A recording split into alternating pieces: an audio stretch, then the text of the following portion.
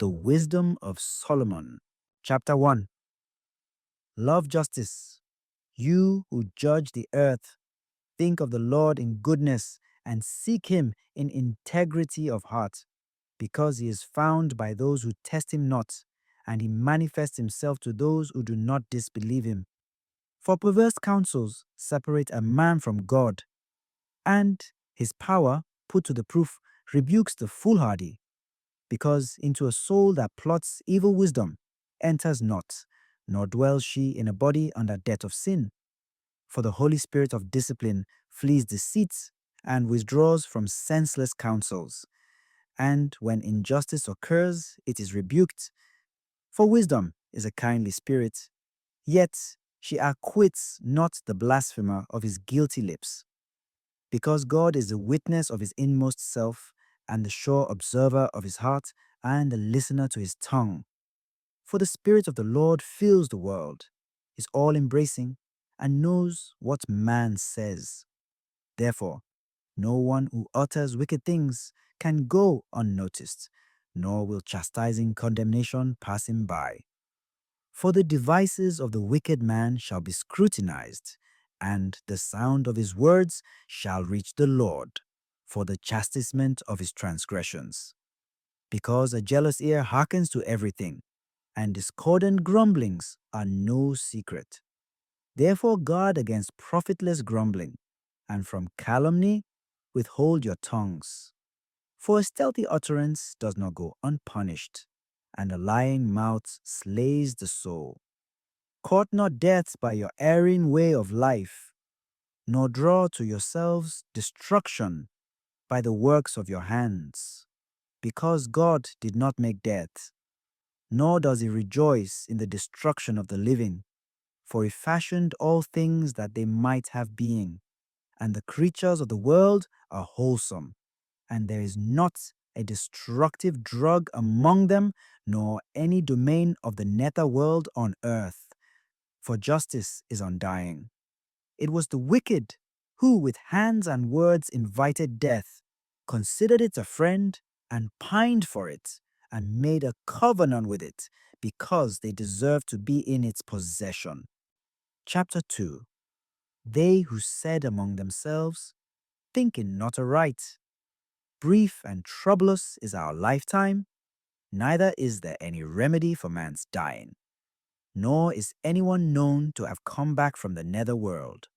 For haphazard were we born, and hereafter we shall be as though we had not been, because the breath in our nostrils is a smoke, and reason is a spark at the beating of our hearts. And when this is quenched, our body will be ashes, and our spirits will be poured abroad like unresisting air. Even our name will be forgotten in time, and no one will recall our deeds. So our life will pass away like the traces of a cloud, and will be dispersed like a mist, pursued by the sun's rays and overpowered by its heat. For our lifetime is the passing of a shadow, and our dying cannot be deferred, because it is fixed with a seal, and no one returns. Come therefore, let us enjoy the good things that are real, and use the freshness of creation avidly. Let us have our fill of costly wine and perfumes, and let no springtime blossom pass us by. Let us crown ourselves with rosebuds ere they wither. Let no meadow be free from our wantonness. Everywhere let us leave tokens of our rejoicing, for this our portion is, and this our lot. Let us oppress the needy just man. Let us neither spare the widow, nor revere the old man for his hair grown white with time.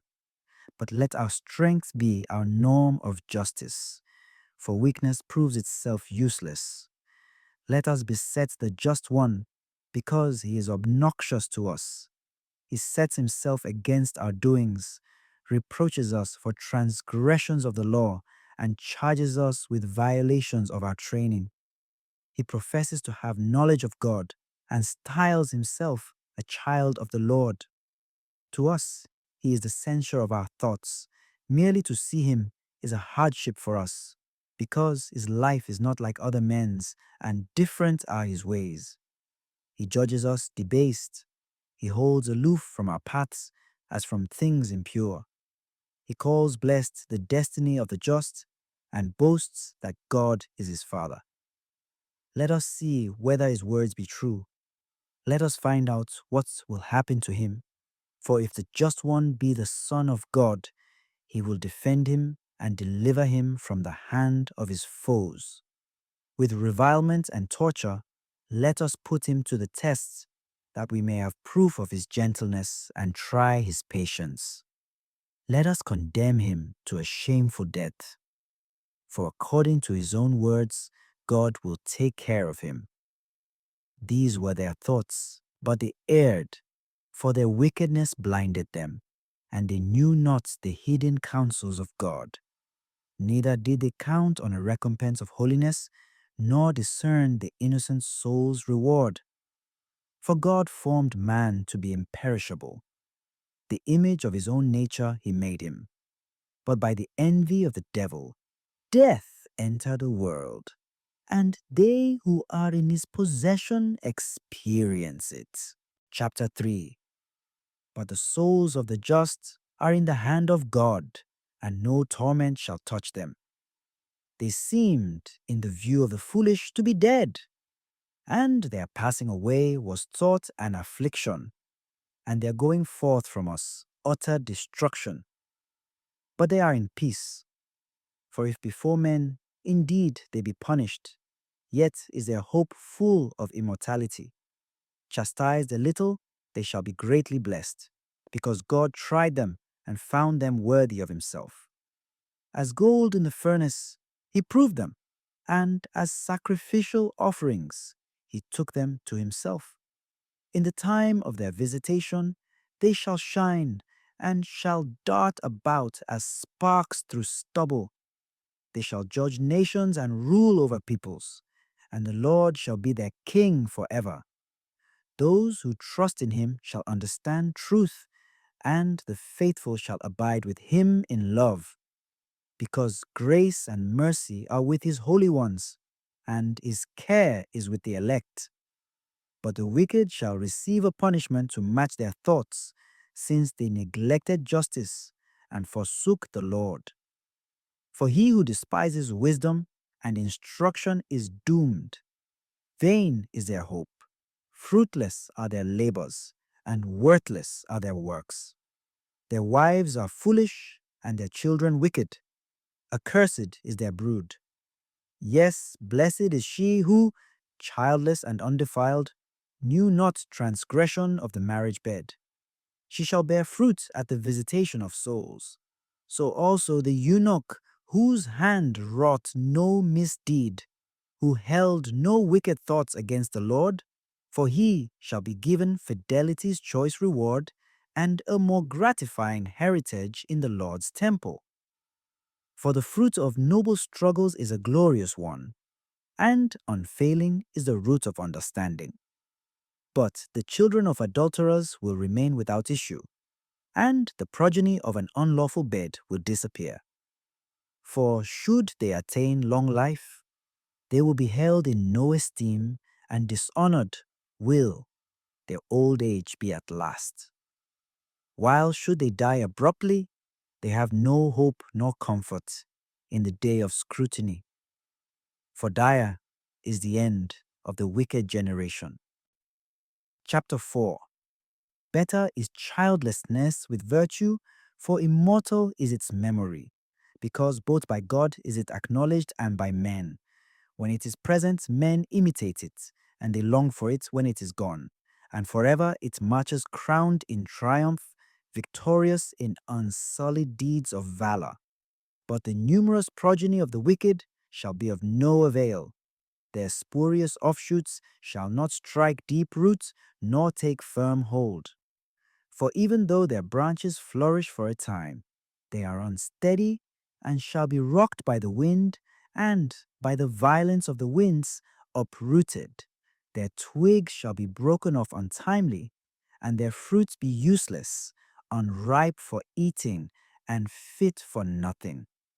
For children born of lawless unions give evidence of the wickedness of their parents when they are examined. But the just man, though he die early, shall be at rest. For the age that is honorable comes not with the passing of time, nor can it be measured in terms of years. Rather, understanding is the hoary crown for men, and an unsullied life, the attainment of old age. He who pleased God was loved, he who lived among sinners was transported, snatched away, lest wickedness pervert his mind or deceit beguile his soul. For the witchery of paltry things obscures what is right, and the whirl of desire transforms the innocent mind. Having become perfect in a short while, he reached the fullness of a long career, for his soul was pleasing to the Lord. Therefore, he spared him out of the midst of wickedness. But the people saw and did not understand, nor did they take this into account. Yes, the just man dead condemns the sinful who live, and youth swiftly completed condemns the many years of the wicked man grown old. For they see the death of the wise man and do not understand what the Lord intended for him or why he made him secure. They see and hold him in contempt, but the Lord laughs them to scorn, and they shall afterward become dishonored corpses and an unceasing mockery out among the dead. For he shall strike them down speechless and prostrate and rock them to their foundations. They shall be utterly laid waste and shall be in grief, and their memory shall perish. Fearful shall they come at the counting up of their sins, and their lawless deeds shall convict them to their face. Chapter 5. Then shall the just one with great assurance confront his oppressors, who sets at naught his labors. Seeing this, they shall be shaken with dreadful fear and amazed at the unlooked for salvation. They shall say among themselves, rueful and groaning through anguish of spirit, this is he whom once we held as a laughingstock and as a type for mockery, fools that we were. His life we accounted madness, and his death dishonored. See how he is accounted among the sons of God, how his lot is with the saints. We then have strayed from the way of truth, and the light of justice did not shine for us, and the sun did not rise for us. We had our fill of the ways of mischief and of ruin. We journeyed through impassable deserts, but the way of the Lord we knew not.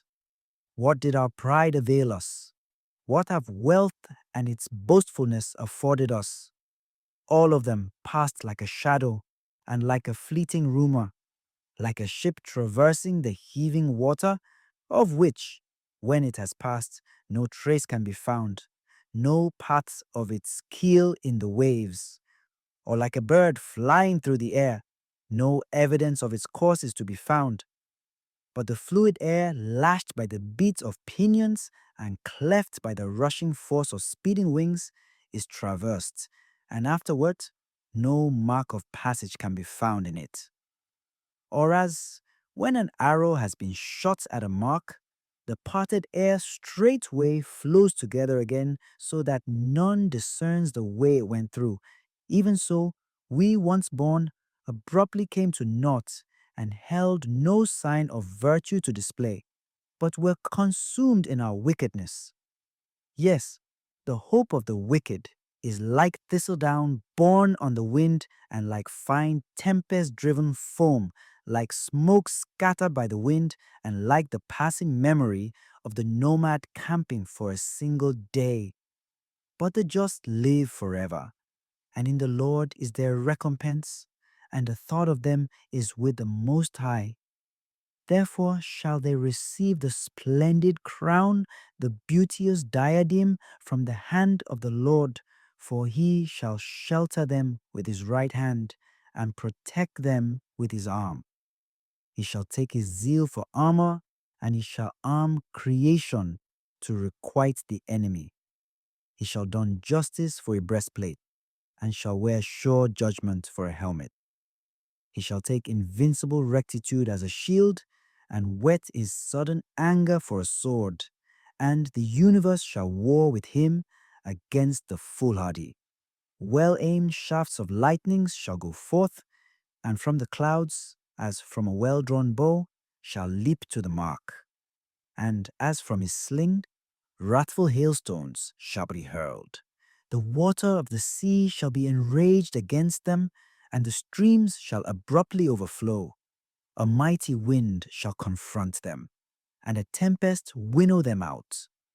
Thus lawlessness shall lay the whole earth waste, and evildoing overturn the thrones of potentates. Chapter 6. Hear therefore, kings, and understand. Learn, you magistrates of the earth's expanse. Hearken, you who are in power over the multitude, and lord it over throngs of peoples. Because authority was given you by the Lord, and sovereignty by the Most High, who shall probe your works and scrutinize your counsels. Because though you were ministers of his kingdom, you judged not rightly, and did not keep the law, nor walk according to the will of God. Terribly and swiftly shall he come against you, because judgment is stern for the exalted. For the lowly may be pardoned out of mercy, but the mighty shall be mightily put to the test. For the Lord of all shows no partiality, nor does he fear greatness, because he himself made the great as well as the small, and he provides for all alike. But for those in power a rigorous scrutiny impends. To you therefore, O princes, are my words addressed, that you may learn wisdom, and that you may not sin. For those who keep the holy precepts hallowed shall be found holy, and those learned in them will have ready a response. Desire therefore my words, long for them, and you shall be instructed.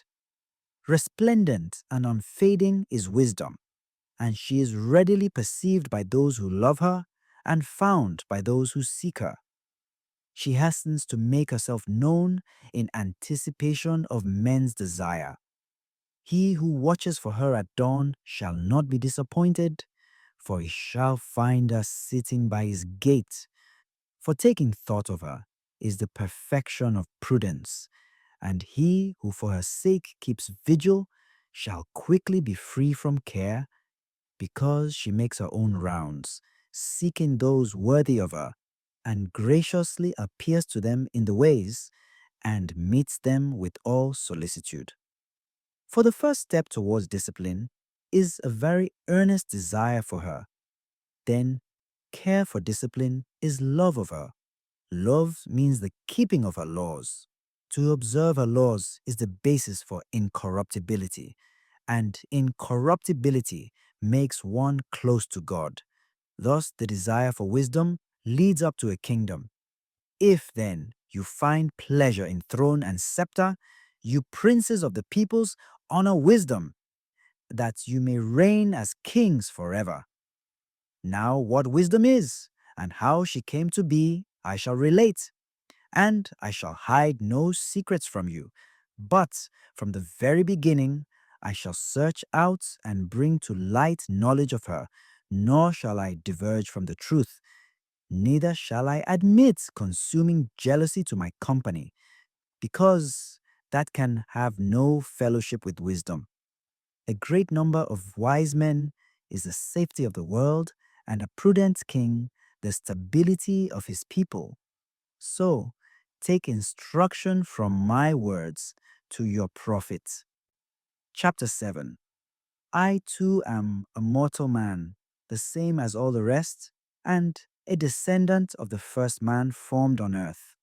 And in my mother's womb I was molded into flesh, in a 10 months period body and blood, from the seed of man and the pleasure that accompanies marriage. And I too, when born, inhaled the common air and fell upon the kindred earth. Wailing, I uttered that first sound common to all. In swaddling clothes and with constant care, I was nurtured. For no king has any different origin or birth, but one is the entry into life for all, and in one same way they live it. Therefore I prayed, and prudence was given me. I pleaded, and the spirit of wisdom came to me. I preferred her to scepter and throne, and deemed riches nothing in comparison with her. Nor did I liken any priceless gem to her, because all gold, in view of her, is a little sand, and before her, silver is to be accounted mire. Beyond health and comeliness, I loved her, and I chose to have her rather than the light, because the splendor of her never yields to sleep. Yet all good things together came to me in her company, and countless riches at her hands. And I rejoiced in them all, because wisdom is their leader, though I had not known that she is the mother of these. Simply, I learned about her, and ungrudgingly do I share. Her riches I do not hide away, for to men she is an unfailing treasure. Those who gain this treasure win the friendship of God, to whom the gifts they have from discipline commend them. Now God grant I speak suitably, and value those endowments at their worth. For he is the guide of wisdom, and the director of the wise. For both we and our words are in his hand, as well as all prudence and knowledge of crafts. For he gave me sound knowledge of existing things, that I might know the organization of the universe and the force of its elements, the beginning and the end and the midpoint of times, the changes in the sun's course and the variations of the seasons, cycles of years, positions of the stars, natures of animals, tempers of beasts, powers of the winds, and thoughts of men, uses of plants and virtues of roots. Such things as are hidden I learned, and such as are plain. For wisdom, the artificer of all, taught me. For in her is a spirit intelligent, holy, unique, manifold, subtle, agile, clear, unstained, certain, not baneful, loving the good, keen, unhampered, beneficent, kindly, firm, secure, tranquil, all powerful, all seeing, and pervading all spirits, though they be intelligent, pure, and very subtle. For wisdom is mobile beyond all motion, and she penetrates and pervades all things by reason of her purity. For she is an aura of the might of God and a pure effusion of the glory of the Almighty. Therefore, naught that is solid enters into her. For she is the refulgence of eternal light, the spotless mirror of the power of God, the image of his goodness. And she who is one can do all things, and renews everything while herself perduring. And passing into holy souls from age to age, she produces friends of God and prophets. For there is naught God loves, be it not one who dwells with wisdom.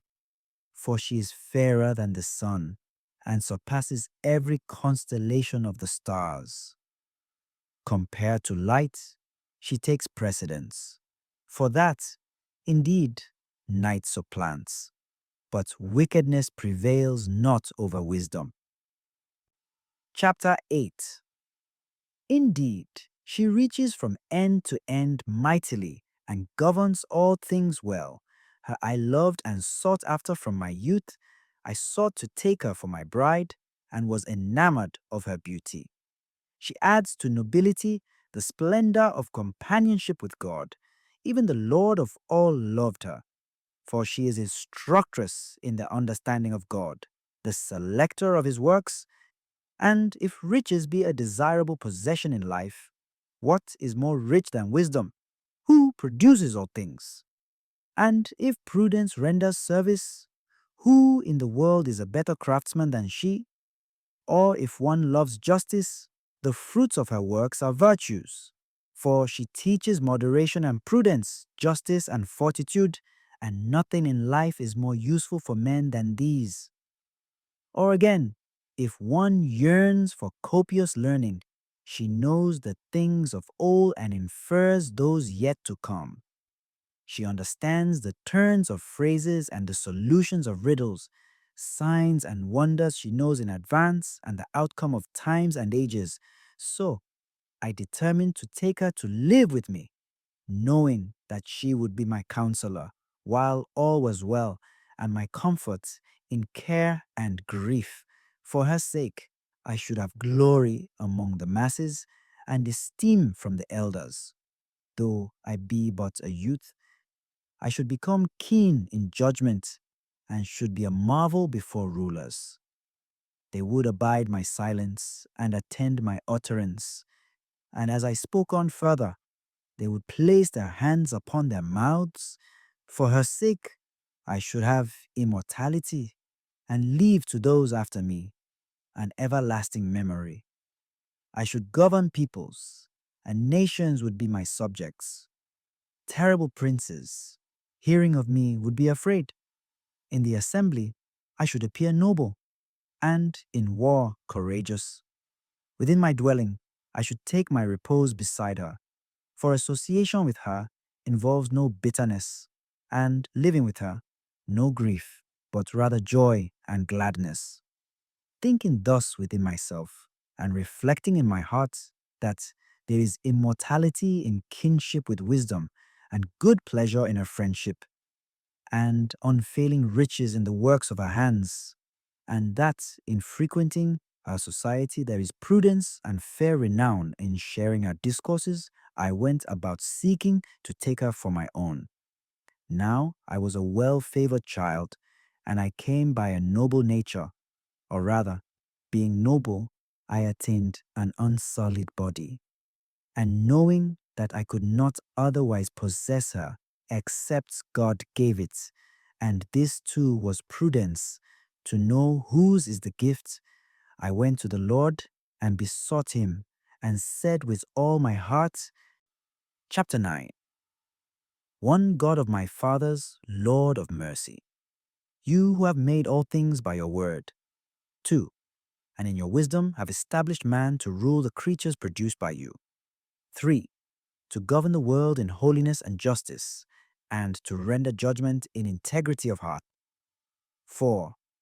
Give me wisdom, the attendant at your throne, and reject me not from among your children. 5.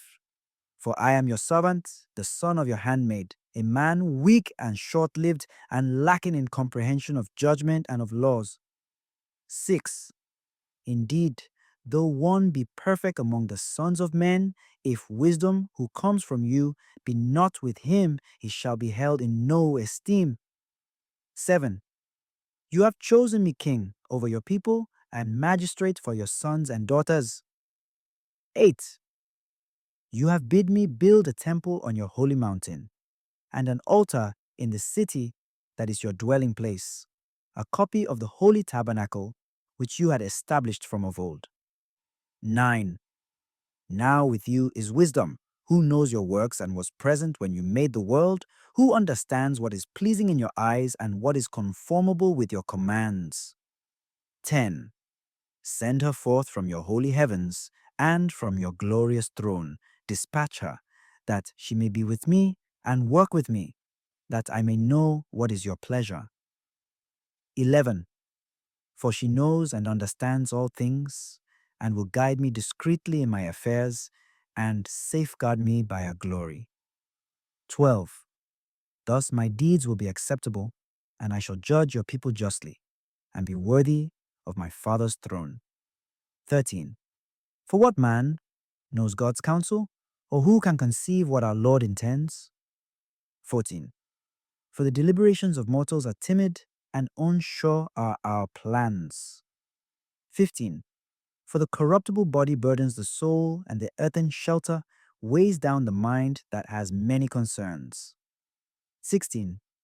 And scarce do we guess the things on earth, and what is within our grasp we find with difficulty.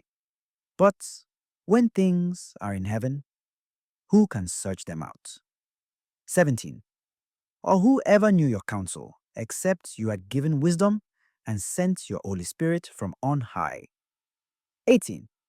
And thus were the paths of those on earth made straight, and men learned what was your pleasure, and were saved by wisdom. Chapter 10. She preserved the first formed father of the world when he alone had been created, and she raised him up from his fall and gave him power to rule all things. But when the unjust man withdrew from her in his anger, he perished through his fratricidal wrath. When on his account the earth was flooded, wisdom again saved it, piloting the just man on frailest wood. She, when the nations were sunk in universal wickedness, knew the just man, kept him blameless before God, and preserved him resolute against pity for his child. She delivered the just man from among the wicked who were being destroyed, when he fled as fire descended upon Pentapolis. Where, as a testimony to its wickedness, there yet remain a smoking desert, plants bearing fruit that never ripens, and the tomb of a disbelieving soul, a standing pillar of salt. For those who forsook wisdom first were bereft of knowledge of the right, and then they left mankind a memorial of their folly, so that they could not even be hidden in their fall. But wisdom delivered from tribulations those who served her. She, when the just man fled from his brother's anger, guided him in direct ways, showed him the kingdom of God, and gave him knowledge of holy things. She prospered him in his labors, and made abundant the fruit of his works, stood by him against the greed of his defrauders, and enriched him. She preserved him from foes, and secured him against ambush, and she gave him the prize for his stern struggle, that he might know that devotion to God is mightier than all else. She did not abandon the just man when he was sold, but delivered him from sin. She went down with him into the dungeon, and did not desert him in his bonds, until she brought him the scepter of royalty and authority over his oppressors, showed those who had defamed him false, and gave him eternal glory. The holy people and blameless race, it was she who delivered them from the nation that oppressed them. She entered the soul of the Lord's servant, and withstood fearsome kings with signs and portents. She gave the holy ones the recompense of their labors, conducted them by a wondrous road, and became a shelter for them by day and a starry flame by night. She took them across the Red Sea and brought them through the deep waters. But their enemies she overwhelmed and cut them up from the bottom of the depths. Therefore, the just despoiled the wicked, and they sang, O Lord, your holy name, because wisdom opened the mouths of the dumb and gave ready speech to infants. Chapter 11. She made their affairs prosper through the holy prophet. They journeyed through the uninhabited desert, and in solitudes they pitched their tents.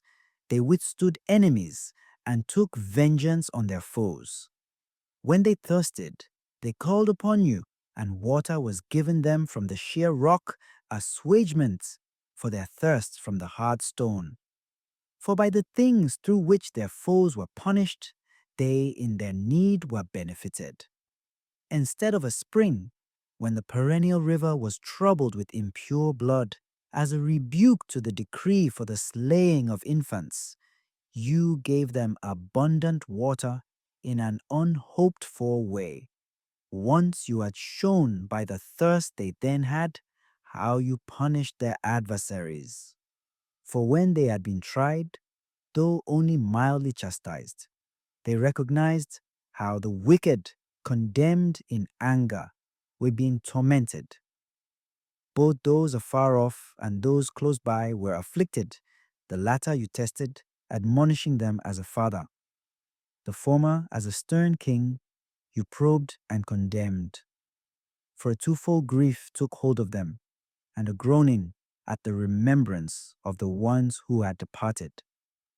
For when they heard that the cause of their own torments was a benefit to these others, they recognized the Lord, him who of old had been cast out in exposure. They indeed mockingly rejected, but in the end of events, they marveled at him, since their thirst proved unlike that of the just. And in return for their senseless, wicked thoughts, which misled them into worshipping dumb serpents and worthless insects, you sent upon them swarms of dumb creatures for vengeance, that they might recognize that a man is punished by the very things through which he sins. For not without means was your almighty hand, that had fashioned the universe from formless matter, to send upon them a drove of bears or fierce lions, or new created wrathful unknown beasts to breathe forth fiery breath, or pour out roaring smoke, or flash terrible sparks from their eyes. Not only could these attack and completely destroy them, even their frightful appearance itself could slay. Even without these, they could have been killed at a single blast, pursued by retribution and winnowed out by your mighty spirit.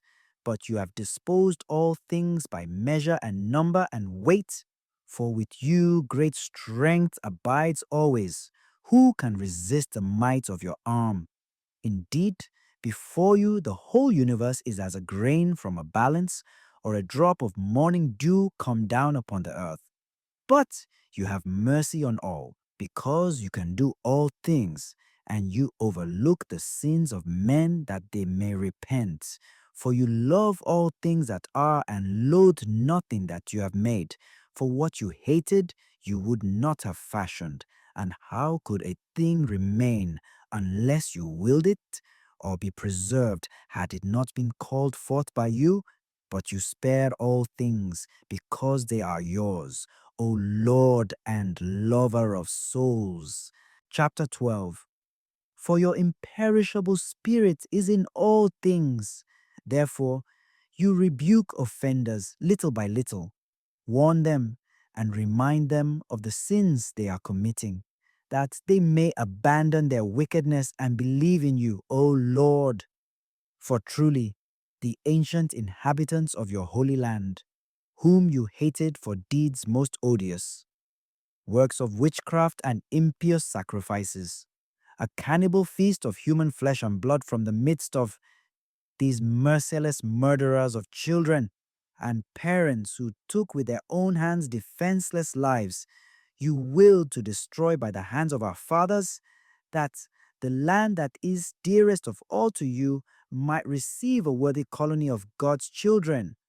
But even these, as they were men, you spared and sent wasps as forerunners of your army, that they might exterminate them by degrees.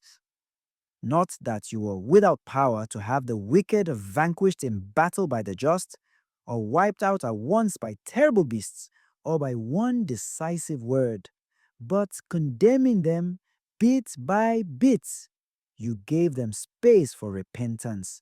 You were not unaware that their race was wicked, and their malice ingrained, and that their dispositions would never change, for they were a race accursed from the beginning.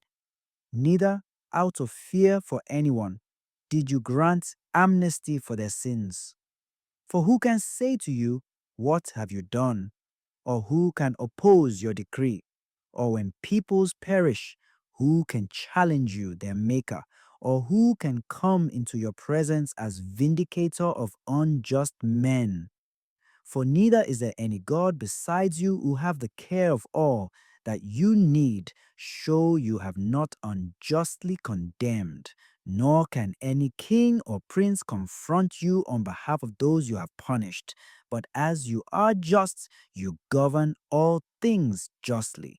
You regard it as unworthy of your power to punish one who has incurred no blame, for your might is the source of justice.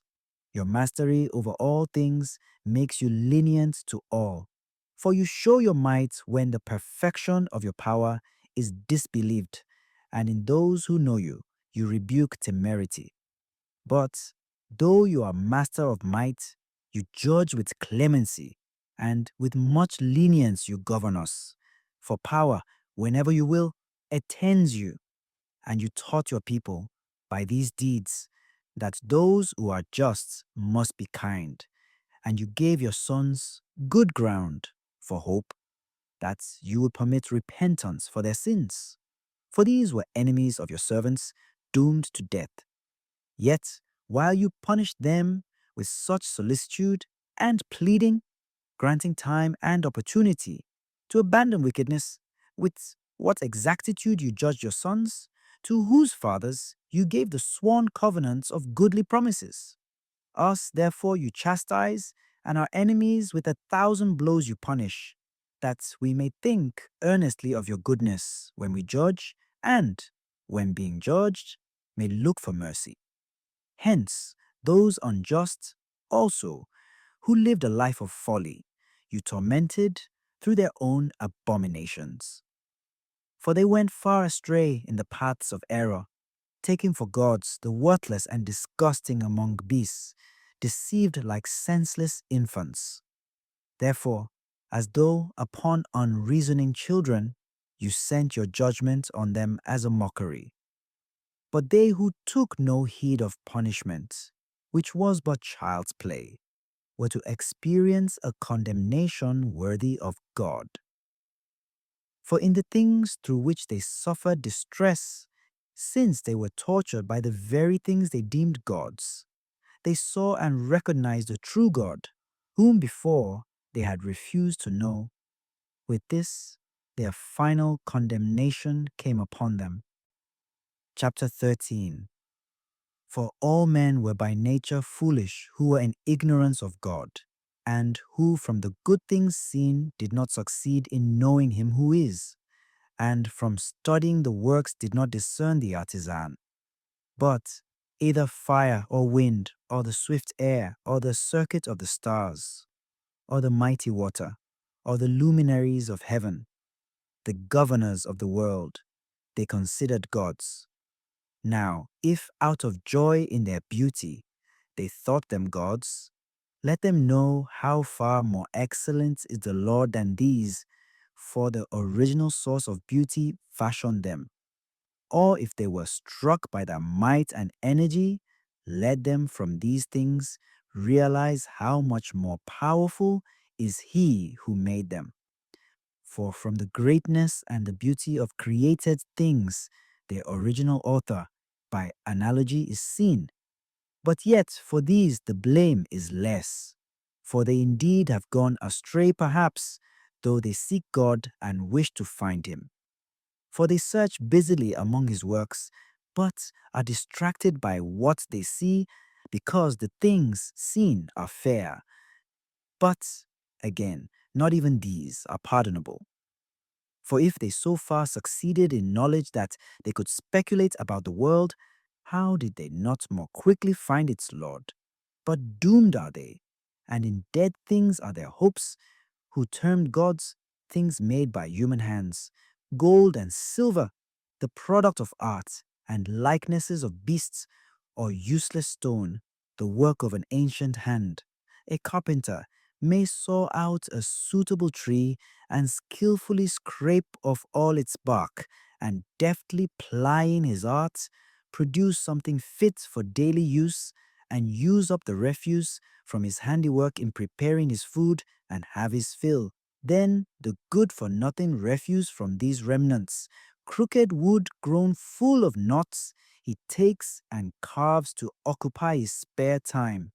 This wood he models with listless skill and patterns it on the image of a man or makes it resemble some worthless beast.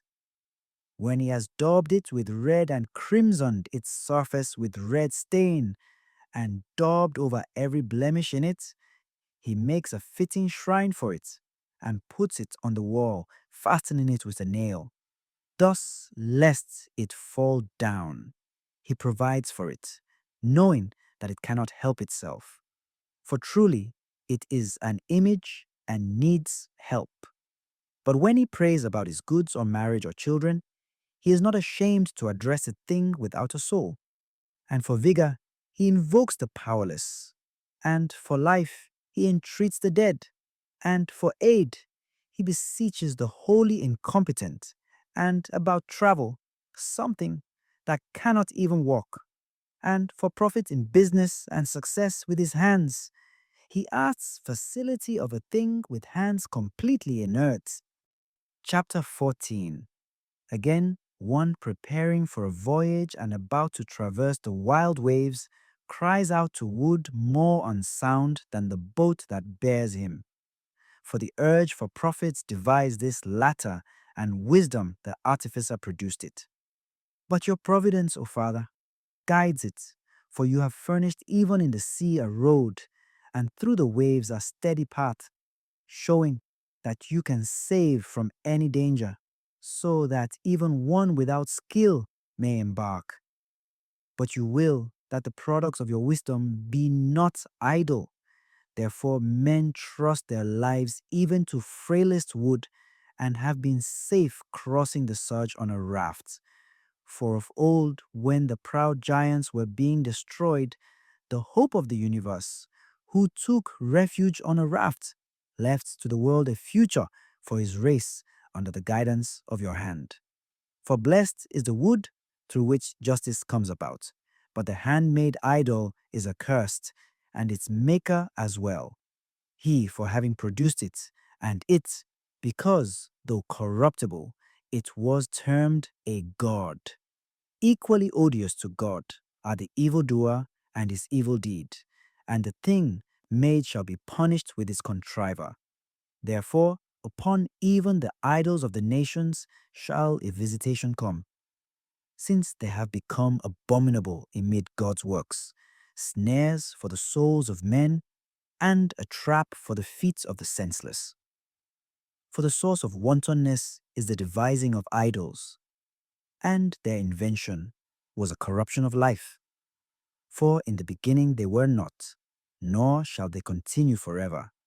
For by the vanity of men they came into the world, and therefore a sudden end is devised for them. For a father, afflicted with untimely mourning, made an image of the child so quickly taken from him, and now honored as a god what was formerly a dead man, and handed down to his subjects mysteries and sacrifices. Then, in time, the impious practice gained strength and was observed as law, and graven things were worshipped by princely decrees. Men who lived so far away that they could not honor him in his presence copied the appearance of the distant king and made a public image of him they wished to honor, out of zeal to flatter him when absent, as though present. And to promote this observance among those to whom it was strange, the artisan's ambition provided a stimulus, for he, mayhap, in his determination to please the ruler, labored over the likeness to the best of his skill, and the masses, drawn by the charm of the workmanship, soon thought he should be worshipped, who shortly before was honored as a man. And this became a snare for mankind, that men enslaved to either grief or tyranny conferred the incommunicable name on stocks and stones. Then it was not enough for them to err in their knowledge of God, but even though they live in a great war of ignorance, they call such evils peace. For while they celebrate either child-slaying sacrifices or clandestine mysteries or frenzied carousals in unheard-of rites, they no longer safeguard either lives or pure wedlock, but each either waylays and kills his neighbor or aggrieves him by adultery.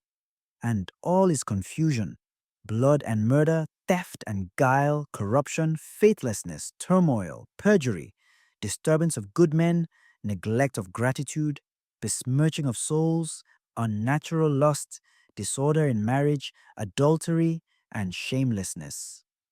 For the worship of infamous idols is the reason and source and extremity of all evil.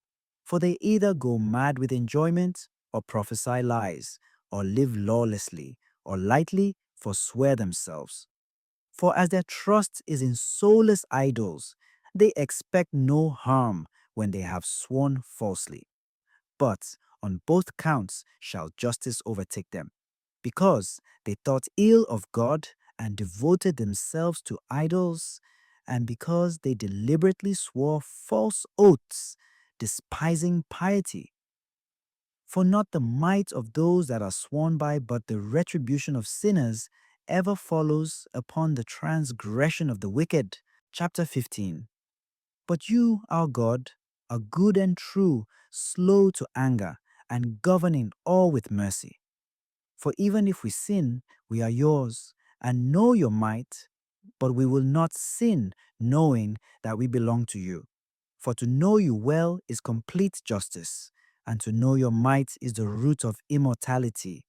For neither did the evil creation of men's fancy deceive us, nor the fruitless labor of painters, a form smeared with varied colors, the sight of which arouses yearning in the senseless man, till he longs for the inanimate form of a dead image. Lovers of evil things, and worthy of such hopes, are they who make them, and long for them, and worship them. For truly the potter, laboriously working the soft earth, molds for our service each several article, both the vessels that serve for clean purposes and their opposites, all alike. As to what shall be the use of each vessel, of either class, the worker in clay is the judge, and with misspent toil he molds a meaningless God from the selfsame clay, though he himself shortly before was made from the earth and after a little is to go whence he was taken, when the life that was lent him is demanded back. But his concern is not that he is to die, nor that his span of life is brief. Rather, he vies with goldsmiths and silversmiths, and emulates molders of bronze, and takes pride in modeling counterfeits. Ashes his heart is? More worthless than earth is his hope, and more ignoble than clay his life, because he knew not the one who fashioned him, and breathed into him a quickening soul, and infused a vital spirit. Instead, he esteemed our life a plaything, and our span of life a holiday for gain. For one must, says he, make profits every way, be it even out of evil. For this man more than any knows that he is sinning, when out of earthen stuff he creates fragile vessels and idols alike. But all quite senseless, and worse than childish in mind, are the enemies of your people who enslaved them.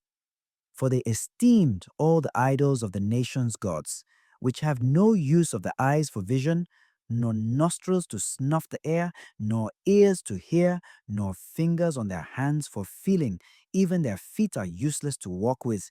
For a man made them, one whose spirit has been lent him fashioned them, for no man succeeds in fashioning a god like himself. Being mortal, he makes a dead thing with his lawless hands. For he is better than the things he worships. He at least lives, but never they. And besides, they worship the most loathsome beasts. For compared as to folly, these are worse than the rest. Nor for their looks are they good or desirable beasts, but they have escaped both the approval of God and his blessing. Chapter 16. Therefore, they were fittingly punished by similar creatures and were tormented by a swarm of insects. Instead of this punishment, you benefited your people with a novel dish, the delight they craved by providing quail for their food, that those others, when they desired food, since the creatures sent to plague them were so loathsome, should be turned from even the craving of necessities, while these, after a brief period of privation, partook of a novel dish. For upon those oppressors, inexorable want had to come. But these needed only be shown how their enemies were being tormented. For when the dire venom of beasts came upon them, and they were dying from the bites of crooked serpents, your anger endured not to the end. But as a warning, for a short time they were terrorized, though they had a sign of salvation to remind them of the precept of your law. For he who turned toward it was saved, not by what he saw, but by you, the Savior of all. And by this also you convinced our foes that you are he who delivers from all evil. For the bites of locusts and of flies slew them, and no remedy was found to save their lives because they deserved to be punished by such means. But not even the fangs of poisonous reptiles overcame your sons, for your mercy brought the antidote to heal them. For as a reminder of your injunctions, they were stung, and swiftly they were saved, lest they should fall into deep forgetfulness and become unresponsive to your beneficence. For indeed, neither herb nor application cured them, but your all-healing word. O Lord, for you have dominion over life and death. You lead down to the gates of the netherworld and lead back. Man, however, slays in his malice, but when the spirit has come away, it does not return, nor can he bring back the soul once it is confined. But your hand none can escape. For the wicked who refuse to know you were punished by the might of your arm, pursued by unwanted rains and hailstorms and unremitting downpours, and consumed by fire. For against all expectation, in water which quenches anything, the fire grew more active, for the universe fights on behalf of the just.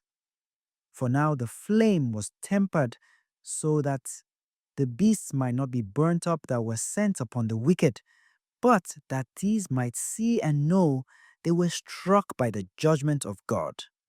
And again, even in the water, fire blazed beyond its strength so as to consume the produce of the wicked land. Instead of this, you nourished your people with food of angels and furnished them bread from heaven, ready to hand, untoiled for, endowed with all delights, and conforming to every taste. For this substance of yours revealed your sweetness toward your children, and serving the desire of him who received it, was blended to whatever flavor each one wished. Yet snow and ice withstood fire and were not melted, that they might know that their enemies' fruits were consumed by a fire that blazed in the hail and flashed lightning in the rain. But this fire again, that the just might be nourished, forgot even its proper strength. For your creation, serving you, its maker, grows tense for punishment against the wicked, but is relaxed in benefit for those who trust in you. Therefore, at that very time, transformed in all sorts of ways, it was serving your all nourishing bounty according to what they needed and desired, that your sons, whom you loved, might learn, O Lord, that it is not the various kinds of fruits that nourish man, but it is your word that preserves those who believe you. For what was not destroyed by fire, when merely warmed by a momentary sunbeam, melted, so that men might know that one must give you thanks before the sunrise and turn to you at daybreak. For the hope of the ingrate melts like a wintry frost and runs off like useless water. Chapter 17. For great are your judgments, and hardly to be described. Therefore the unruly souls were wrong. For when the lawless thought to enslave the holy nation, shackled with darkness, fettered by the long night, they lay confined beneath their own roofs as exiles from the eternal providence. For they who supposed their secret sins were hid under the dark veil of oblivion were scattered in fearful trembling, terrified by apparitions. For not even their inner chambers kept them fearless, for crashing sounds on all sides terrified them, and mute phantoms with somber looks appeared. No force, even of fire, was able to give light, nor did the flaming brilliance of the stars succeed in lighting up that gloomy night, but only intermittent, fearful fires flashed through upon them. And in their terror, they thought beholding these was worse than the times when that sight was no longer to be seen. And mockeries of the magic art were in readiness, and a jeering reproof of their vaunted shrewdness. For they who undertook to banish fears and terrors from the sick soul themselves sickened with a ridiculous fear. For even though no monstrous thing frightened them, they shook at the passing of insects and the hissing of reptiles, and perished trembling, reluctant to face even the air that they could nowhere escape. For wickedness, of its nature cowardly, testifies in its own condemnation, and because of a distressed conscience, always magnifies misfortunes. For fear is naught but the surrender of the helps that come from reason, and the more one's expectation is of itself uncertain, the more one makes of not knowing the cause that brings on torment. So they, during that night, powerless though it was, that had come upon them from the recesses of a powerless nether world, while all sleeping the same sleep, were partly smitten by fearsome apparitions and partly stricken by their souls' surrender. For fear came upon them, sudden and unexpected. Thus, then, whoever was there fell into that unbarred prison and was kept confined. For whether one was a farmer, or a shepherd, or a worker at tasks in the wasteland, taken unawares, he served out the inescapable sentence, for all were bound by the one bond of darkness. And were it only the whistling wind, or the melodious song of birds in the spreading branches, or the steady sound of rushing water, or the rude crash of overthrown rocks, or the unseen gallop of bounding animals, or the roaring cry of the fiercest beasts, or an echo resounding from the hollow of the hills, these sounds, inspiring terror, paralyzed them. For the whole world shone with brilliant light and continued its works without interruption. Over them alone was spread oppressive night, an image of the darkness that next should come upon them.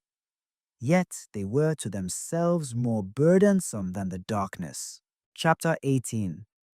But your holy ones had very great light, and those others who heard their voices but did not see their forms, since now they themselves had suffered, called them blessed. And because they who formerly had been wronged did not harm them, they thanked them and pleaded with them for the sake of the difference between them. Instead of this, you furnished the flaming pillar, which was a guide on the unknown way, and the mild sun for an honorable migration. For those deserve to be deprived of light and imprisoned by darkness, who had kept your sons confined, through whom the imperishable light of the law was to be given to the world. When they determined to put to death the infants of the holy ones, and when a single boy had been cast forth but saved, as a reproof, you carried off their multitude of sons and made them perish all at once in the mighty water. That night was known beforehand to our fathers, that, with sure knowledge of the oaths in which they put their faith, they might have courage. Your people awaited the salvation of the just and the destruction of their foes. For when you punished our adversaries, in this you glorified us whom you had summoned.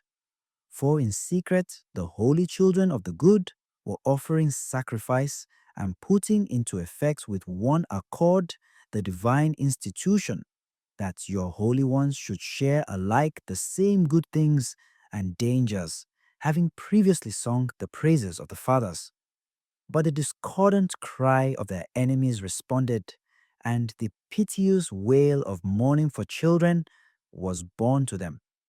And the slave was smitten with the same retribution as his master. Even the plebeian suffered the same as the king, and all alike by a single death had countless dead. For the living were not even sufficient for the burial, since at a single instant their nobler offspring were destroyed. For though they disbelieved at every turn on account of sorceries, at the destruction of the firstborn, they acknowledged that the people was God's son. For when peaceful stillness compassed everything, and the night in its swift course was half spent, your all-powerful word from heaven's royal throne bounded, a fierce warrior, into the doomed land, bearing the sharp sword of your inexorable decree. And as he alighted, he filled every place with death. He still reached to heaven while he stood upon the earth. Then, forthwith, visions and horrible dreams perturbed them, and unexpected fears assailed them, and cast half dead, one here, another there. Each was revealing the reason for his dying. For the dreams that disturbed them had proclaimed this beforehand, lest they perish unaware of why they suffered ill. But the trial of death touched at one time even the just, and in the desert a plague struck the multitude. Yet not for long did the anger last. For the blameless man hastened to be their champion, bearing the weapon of his special office, prayer, and the propitiation of incense. He withstood the wrath and put a stop to the calamity, showing that he was your servant. And he overcame the bitterness not by bodily strength, not by force of arms, but by word. He overcame the smiter, recalling the sworn covenants with their fathers. For when corpses had already fallen one on another in heaps, he stood in the midst and checked the anger and cut off the way to the living. For on his full-length robe was the whole world, and the glories of the fathers were carved in 4 rows upon the stones, and your grandeur was on the crown upon his head. To these names the destroyer yielded, and these he feared, for the mere trial of anger was enough. Chapter 19. But the wicked merciless wrath assailed until the end, for he knew beforehand what they were yet to do, that though they themselves had agreed to the departure and had anxiously sent them on their way, they would regret it and pursue them. For while they were still engaged in funeral rites and were mourning at the burials of the dead, they adopted another senseless plan, and those whom they had sent away with entreaty they pursued as fugitives. For a compulsion suited to this ending drew them on and made them forgetful of what had befallen them, that they might fill out the torments of their punishment, and your people might experience a glorious journey, while those others met an extraordinary death. For all creation, in its several kinds, was being made over anew, serving its natural laws, that your children might be preserved unharmed. The cloud overshadowed their camp, and out of what had before been water, dry land was seen emerging. Out of the Red Sea, an unimpeded road, and a grassy plain out of the mighty flood.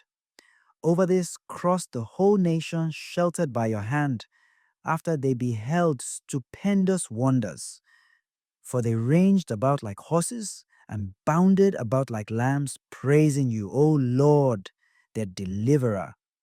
For they were still mindful of what had happened in their sojourn, how, instead of the young of animals, the land brought forth gnats, and instead of fishes, the river swarmed with countless frogs. And later, they saw also a new kind of bird, when, prompted by desire, they asked for pleasant foods. For to appease them, quail came to them from the sea, and the punishments came upon the sinners only after 4 warnings from the violence of the thunderbolts. For they justly suffered for their own misdeeds, since indeed they treated their guests with the more grievous hatred. For those others did not receive unfamiliar visitors, but these were enslaving beneficent guests. And not that only, but what punishment was to be theirs, since they received strangers unwillingly? Yet these, after welcoming them with festivities, oppressed with awful toils those who now shared with them the same rights, and they were struck with blindness, as those others had been at the portals of the just, when, surrounded by yawning darkness, each sought the entrance of his own gate. For the elements, in variable harmony among themselves, like strings of the harp, produce new melody, while the flow of music steadily persists. And this can be perceived exactly from a review of what took place. For land creatures were changed into water creatures, and those that swam went over onto the land. Fire in water maintained its own strength, and water forgot its quenching nature. Flames, by contrast, neither consumed the flesh of the perishable animals that went about in them, nor melted the ice-like, quick-melting kind of ambrosial food. For every way, O Lord, you magnified and glorified your people. Unfailing, you stood by them in every time and circumstance.